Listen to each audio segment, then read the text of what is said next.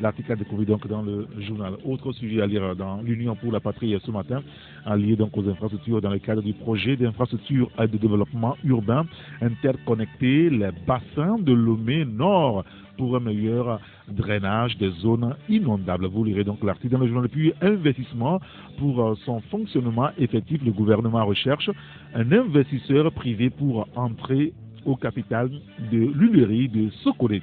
À lire donc dans le journal L'Union pour la patrie. Et notre quatrième rédaction ce matin au téléphone avec nous, c'est la rédaction du bi-hebdomadaire L'Alternative. Et nous avons avec nous Ferdinand Haïté. Ferdinand, bonjour. Bonjour Eric.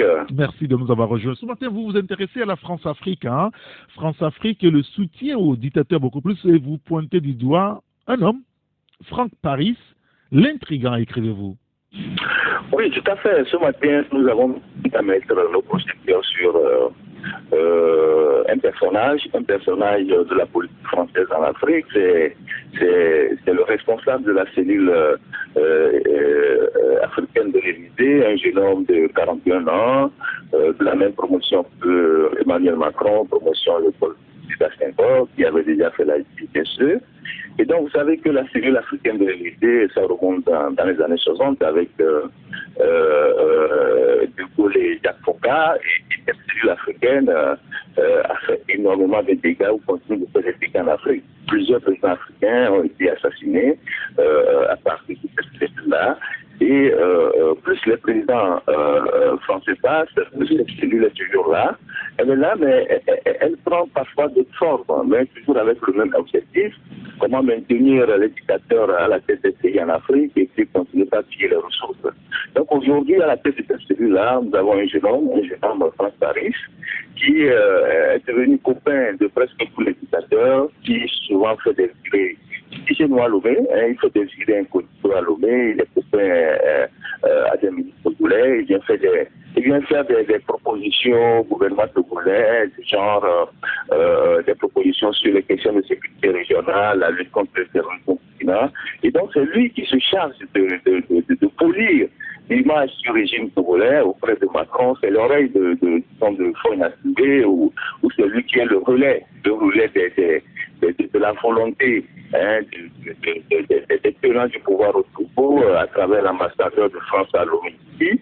Et donc, c'est eux qui sont au cœur aujourd'hui de ce dispositif-là qui permet de maintenir le régime actuel à la tête du pays malgré le fait que les Togolais n'en veulent pas. Et donc, aujourd'hui, nous avons tenu à mettre le projecteur sur ce monsieur parce que c'est des gens souvent qui sont dans l'ombre, dont on ne parle pas souvent, mais qui posent des actes vraiment dommageables à l'Afrique et à nos pays. Et vous savez très bien que dans le système de la France-Afrique, ces gens viennent dans nos pays, ils prennent souvent des mallettes. Ils prennent des mallettes et comme ils ont des sautes-conduits, c'est-à-dire c'est des diplomates, ils prennent des valises diplomatiques, arrivés à Paris, personne ne les fouille.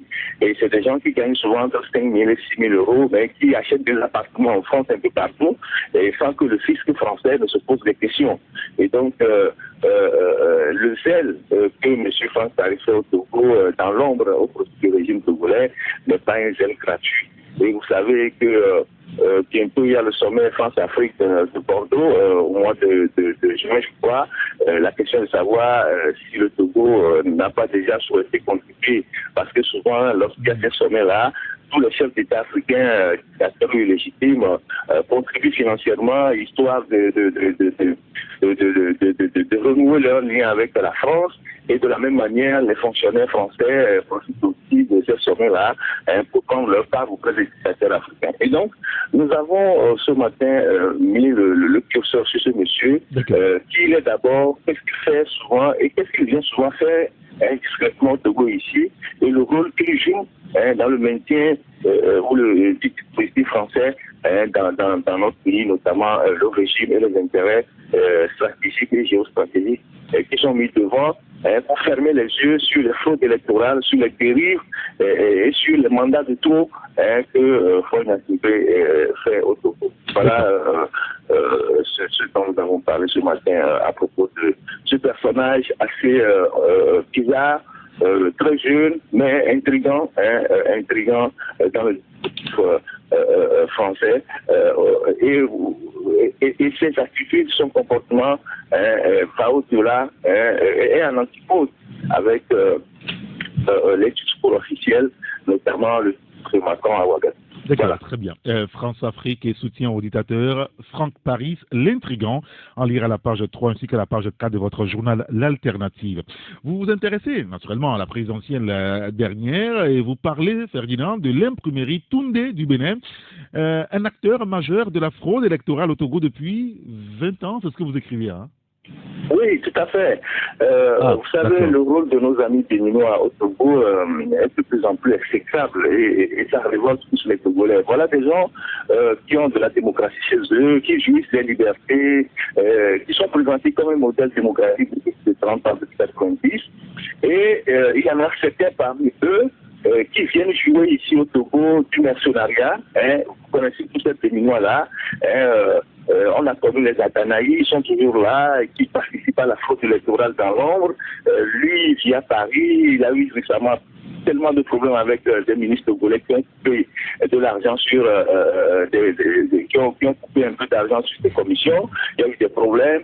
Vous avez d'autres personnes qui sont dans l'ombre, qui travaillent à la CENI, vous en avez qui sont à la présidence, et vous les voyez en train de soutenir le régime dictatorial au Togo, alors que chez eux au Bénin, ils se prévalent d'avoir mis la démocratie. Et ce n'est pas de la sorcellerie, je ne sais pas à quoi ça ressemble. Et donc, c'est cette activité de ces Béninois-là que nous tenons aujourd'hui à dénoncer. Et parmi ces gens, il y a un particulièrement qui joue depuis plus de 20 ans un rôle tellement mauvais et exécrable au Togo qui était important de mettre, si je peux encore le dire ainsi, le projecteur sur lui. Et cette personne, c'est le PDG de l'imprimerie Toundé au Bénin, tout le monde connaît cette imprimerie-là, qui a été introduit au Togo dans les années 2000 par l'ancien directeur général de la BOAD, qui est devenu président par la suite, Yahi Boni.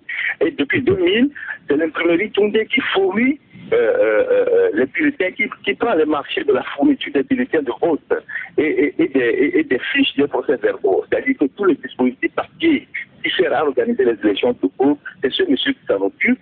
Et généralement, qu'est-ce qu'il fait? Qu'est-ce que le régime lui demande de faire? Il produit toujours les excédents des bulletins de vote.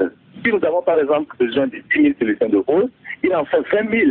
Et l'excédent est souvent utilisé par le régime pour bourrer les urnes le jour du vote, ou après le vote, ou pendant le vote. C'est comme ça qu'il opère. Et il produit aussi les excédents des fiches des procès-verbaux qui servent à traficoter les procès-verbaux après les élections. Et en retour, le régime lui donne beaucoup de marchés. Il prend les marchés dans les grandes sociétés d'État ici, des marchés de centaines de millions. Et c'est lui encore qui a produit ces derniers jours tous les bulletins de vote qui ont permis de bourrer les urnes ici. Ouais, et donc, c'est important qu'on parle de ces gens-là, du rôle de ces gens dans notre pays.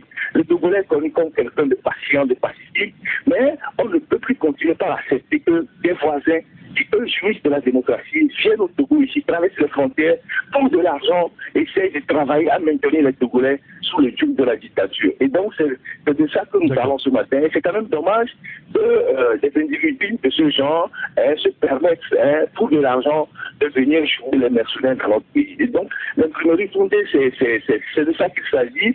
Et ce monsieur s'est énormément enrichi à partir du Togo, à partir de tout ce qu'il fait, et pour permettre au régime d'être à la tête du pays. Alors, c'est ce qui est dommage, parce que on a quand même des imprimeries ici, et il y a des imprimeries ailleurs. On ne comprend pas pourquoi, à chaque fois qu'il y a élection, c'est à lui que les autorités togolaises, particulièrement le ministre de l'administration territoriale, avec le Soum et la CENI, confient la production des bulletins de vote, et ce dernier leur fait toujours beaucoup de bulletins excédents qui leur permettent de bourrer les urnes sur l'ensemble du territoire. C'est bien triste, mais bon, les Togolais s'en souviendront un jour. En tout cas, on lira l'article dans votre journal alternatif, Ferdinand, et puis la présidentielle avec les résultats provisoires. Vous vous intéressez également à la sortie du diplomate américain en poste au Togo, les États-Unis, et qui mettent en cause, on va dire, la crédibilité même de la CENI. Oui, mais c'est la sortie qui fait mal depuis quelques jours et qui touche l'enthousiasme du régime. Vous savez, depuis que cette histoire s'est terminé à la USAP, où on a eu à proclamer les résultats avec des chiffres imaginaires. Tout le monde est bouche bée. Les gens se posent la question, mais par quelle alchimie les gens de la CENI ont réussi à proclamer des résultats dont une grande partie sur la plupart du territoire comporte des chiffres assez bizarres qui ne concordent pas avec la réalité. C'est vrai qu'on a appris que c'est lorsqu'ils sont allés ramasser les urnes au nord, par ration, qu'ils ont changé tout le dispositif dans l'avion. Mais les chiffres que ces gens-là donnent sont des chiffres vraiment extraordinaires. Alors du coup, les États-Unis ont publié un communiqué à travers leur ambassade à Lomé. Depuis, c'est le grand bas de combat. Au sein du régime, on essaie de bourdonner. Il y a quelques ministres qui essaient de prendre la parole tout en jouant un peu à la prudence. Parce qu'en fait, ils sont face quand même aux États-Unis. Et les Américains veulent comprendre pourquoi on a refusé de publier les résultats des bureaux de vote par bureau de vote. Tout le monde sait aujourd'hui, à travers beaucoup de preuves, les images qui circulent, qu'il y a eu systématiquement des bourrages d'une partout. Alors, maintenant, si vous allez à un examen et que vous estimez avoir réussi, et on demande de contrôler les notes masquées par masquées, si vous avez vraiment réussi, pourquoi vous refuserez? Alors, la démarche des Américains est simple.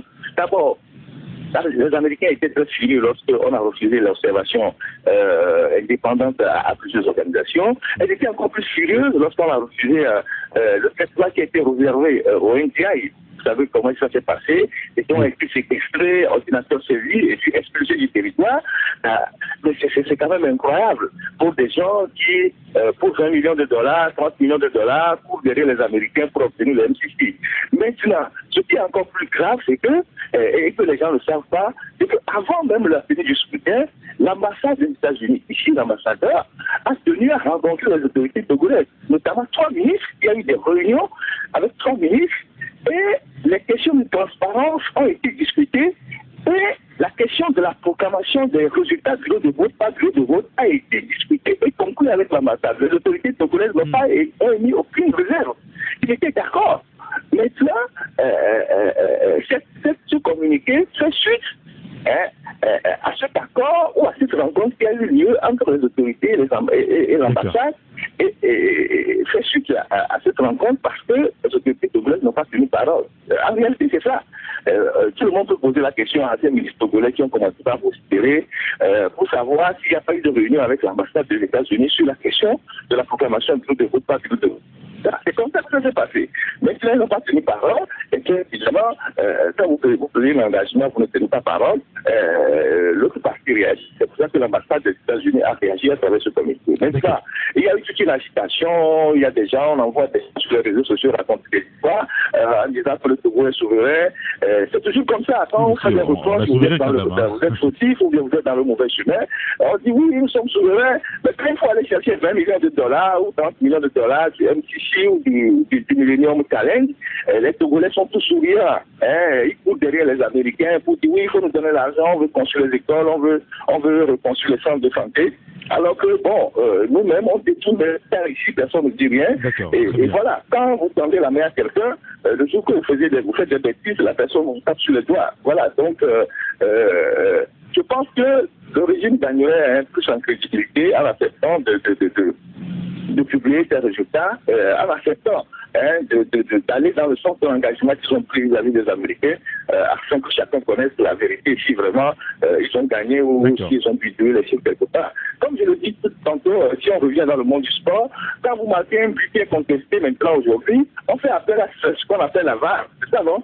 La vidéo je sais pas, la vidéo qui permet de voir si le but a été vraiment marqué légalement. Pourquoi celui qui dit qu'il a gagné refuse qu'on vérifie les notes qu'il a obtenues à l'examen? C'est quand même assez cocasse, mais bon, cette sortie est quand même une sortie qui met beaucoup de sable dans la machine du régime et qui met aussi en difficulté les autres ambassades. Vous savez que souvent, les ambassades ici réagissent en groupe. Depuis quelques années, réagissent en groupe. Et le G5 que nous avons toujours communiqués parce qu'on ne savait pas, on ne comprenait pas pourquoi toutes les ambassades sur la pour sortir des communiqués, de la communication qui engagent leur pays. Maintenant que les États-Unis ont sorti premièrement ce communiqué, on verra ce que l'Allemagne, la France et puis le Tunisie, qui est une institution aussi corrompue, vont dire par rapport à cette élection-là. Voilà ce que nous avons dit ce matin sur cette sortie de l'ambassade des États-Unis qui ne fait pas du bien au terrain du régime. Voilà. On va lire le reste dans votre journal Ferdinand, rassurez-vous. Donc, l'article à lire à la page 3 du journal alternatif.